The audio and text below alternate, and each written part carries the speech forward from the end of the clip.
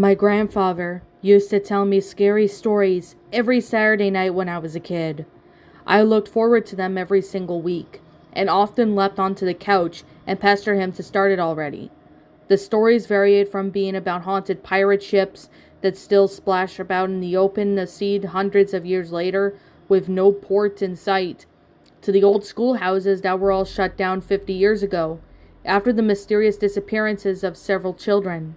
One night, however, my grandfather said that he wasn't up for storytelling a complete story, as he had just gotten an slight cold and wanted to rest. Instead, he told me a short little story that claimed it was real. He asked me if I knew about the undead, like vampires and ghosts, and how they couldn't see their own reflections.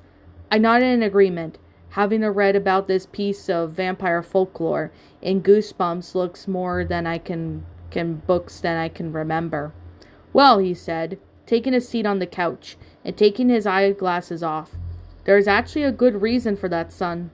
You see, the mirrors are not simply pieces of glass that show reflection. They are windows to another world, a world far different from our own, a world some people call the afterlife. The person you think is your reflection is actually your spirit, waiting for you to join it upon your death. Until then, their job is to keep you out of their world. But you know why I mentioned vampires? I shook my head, if railed in wandering anticipation of what he was going to say. When they become undead, their spirit vanished. He snapped his fingers in the air and made a whooshing sound. Gone just like that. Because of this, son, there is no one to keep them out of the otherworld. The afterlife, they can freely move back and forth between each world like it's an open doorway.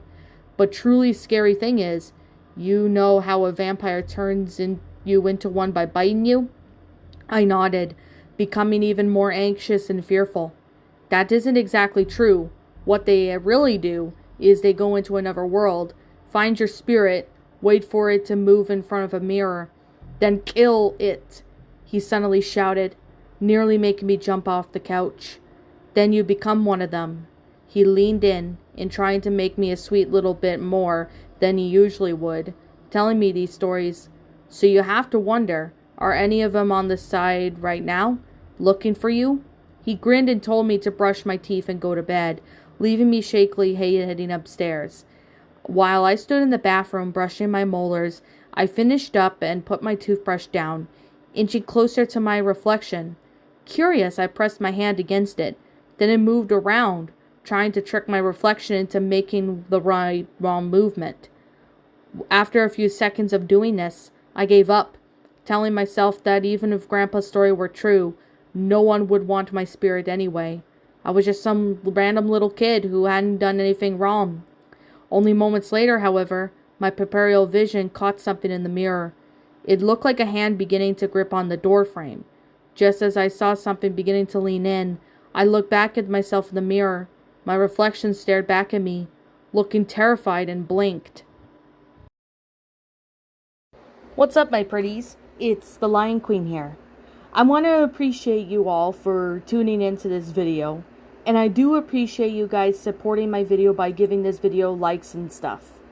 If you really enjoyed this video, be sure to leave a like, comment and subscribe if you're new, ring the bell for notifications to when I upload so that way you guys will get updated for whenever I upload. If you want to follow me on Twitter or DeviantArt, feel free to leave a follow on those if you are interested in following me on those socials.